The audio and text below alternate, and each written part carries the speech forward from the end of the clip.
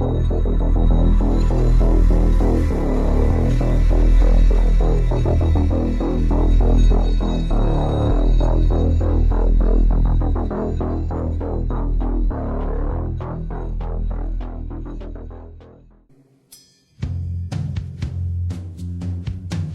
name is Nassime Sabs.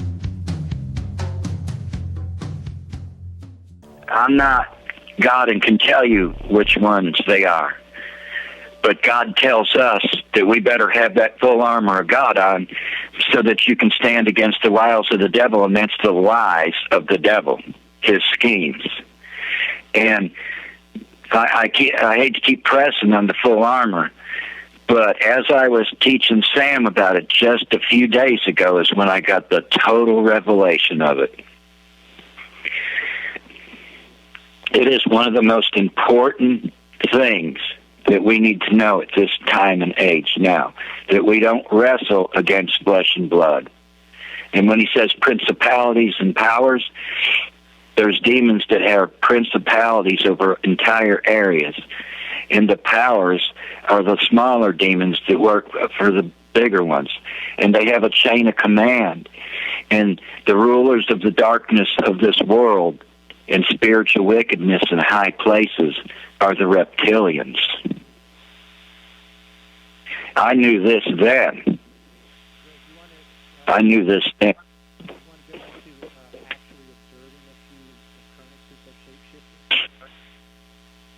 Yeah, I've seen one I told Paul about.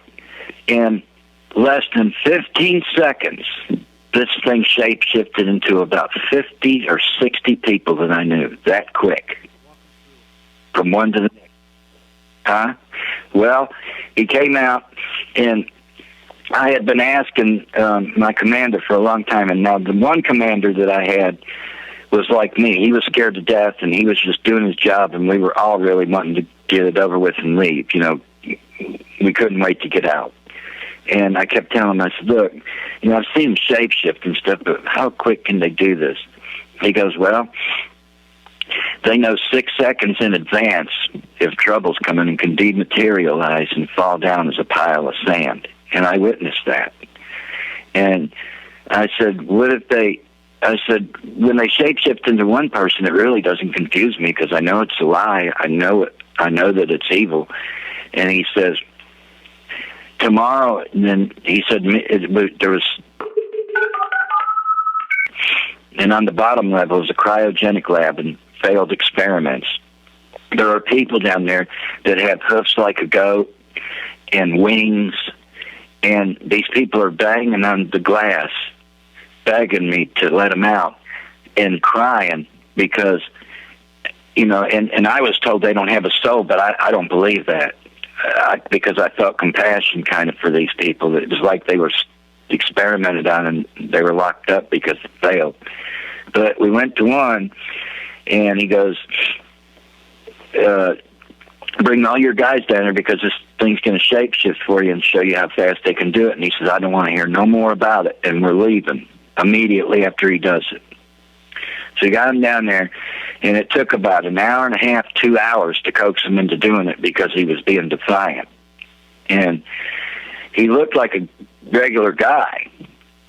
And then all of a sudden his eyes turned into slits, and he had a forked tongue, and I thought, here it comes. And he goes, show him how many people that he knows. Now this guy shapeshifted, or this entity shapeshifted, no lie, into 50 or 60 people that I knew from my childhood to my adulthood, including my mother and my father, in 15 seconds. I couldn't believe it. So I thought to myself, how do I know when I shoot somebody if it's really them? I mean, if it's one of these or if it's really the person. And this is his very words. You'll know him by the way you feel. He said, you feel that heaviness and that coldness? And I go, yeah. He goes, whenever you feel that, you're amongst a liar. And I was so confused. I was so confused. You said they went into animal form, too. Yeah, they go into animal form. And, you know, there's Bigfoots and stuff people see. You know why they've never captured one? You think they would after all the millions that have been spotted. It's because they're interdimensional. They aren't physical until they attack.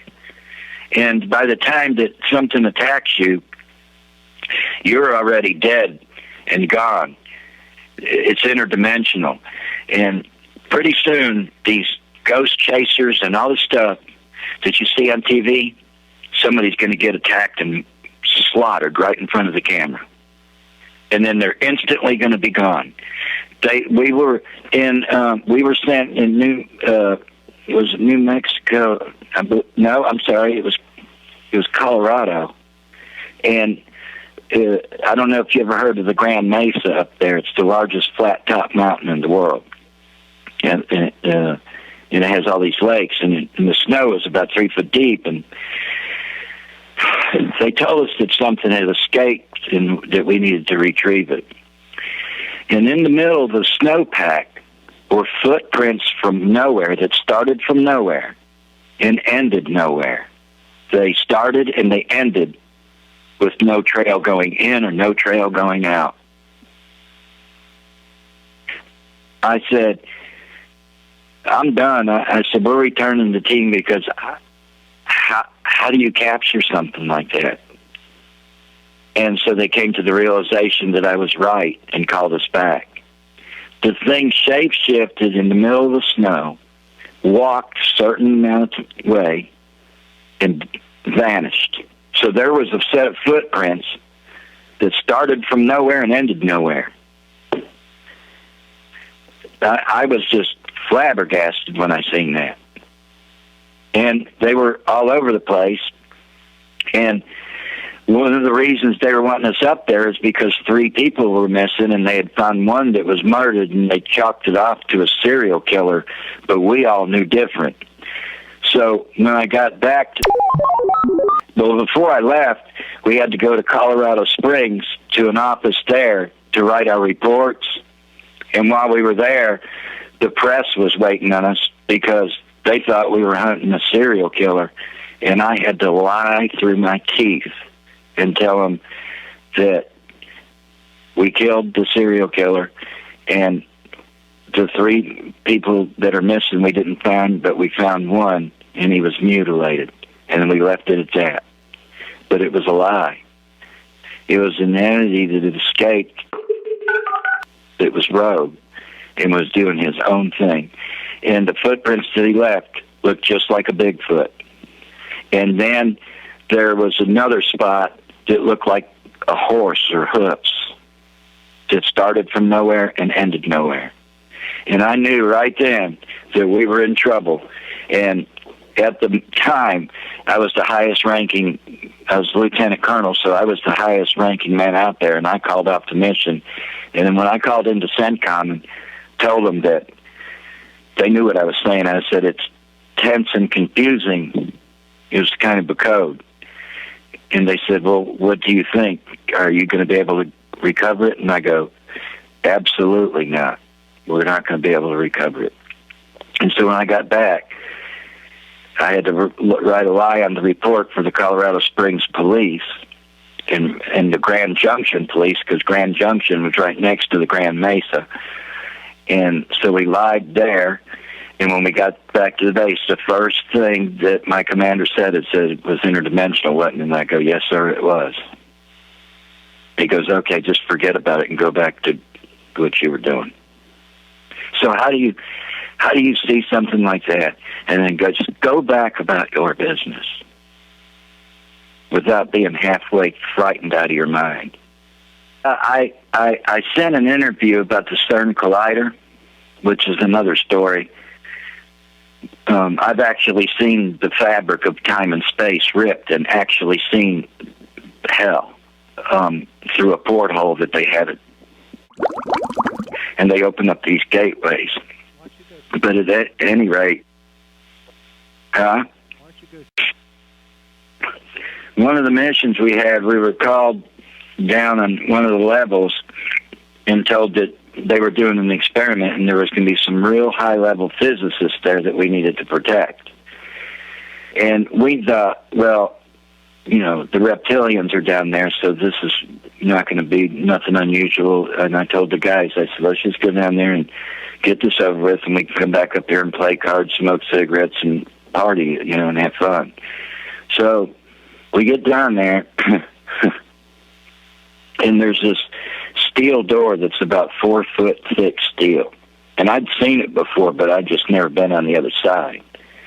And so they have this physicist, and we all had to do retina scans, and then they punched in the code, and the door opened. And inside of there was a screen that looked very similar to a flat screen TV, only it was thinner. It was only maybe an inch thick, but it was 400 inches in size from corner to corner. That's how they measure TV screens, from one corner to the other. This was 400 inches. And so they shut the door behind us, and they told us all to get in our places. And we had our rifles and pistols, and we weren't told anything. So I'm thinking it's just going to be a regular deal. And all of a sudden, this laser comes on and hits the screen and is moving back and forth real fast. And I hear this whining sound. It was ear-piercing. It was an engine that was generating so much power with magnets that were inside of a liquid nitrogen to keep it cool. And when the laser came out, it hit the screen, in this small remote control, like those robots they use to explode bombs, had an arm on it to reach in there, and it went forward, and the arm went into the TV screen and backed up and pulled out an entity. The arm on the machine that went into the TV looked like it had aged 1,000 years when they pulled it out. Many are in human form walking among us. I think people need to know that. Oh, yeah. Listen, I can tell you right now that let me tell you another thing, too, about these entities. Did you ever hear of werewolves?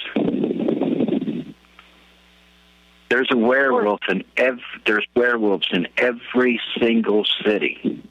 They are the most powerful of all demons, not reptilian entities. I'm talking about demons. And there are vampires.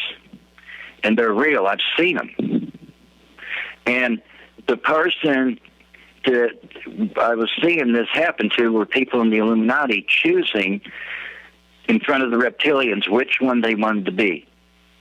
And because of the shape-shifting, the werewolf is the worst.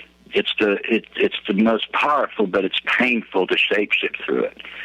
So when you go into any city that has at least 1,000 people in it, that's small, you're going to walk by 80 to 120 entities that are shape-shifted into your next-door neighbor. And the only reason people don't do it is because they don't think about it. They don't ask the next-door neighbor, hey, I've seen you on the street today. No, you didn't. Nobody asks. But I know when they're looking at me, and I know when I'm passing them, because they'll give me a glance, and then they'll look straight down. They'll give me a glance, and they'll look straight down. But you go anywhere where there's a crowd of people, you have reptilians and entities in the midst that are shape-shifted as human, and they can do it down to the slightest freckle. They can shape-shift into the slightest freckle. And these things can come out of the wall as a shadow and shape-shift instantaneously. It takes them a nanosecond into somebody that you know. Do you ever get around somebody you know that's a nice person and they act unseemingly all of a sudden?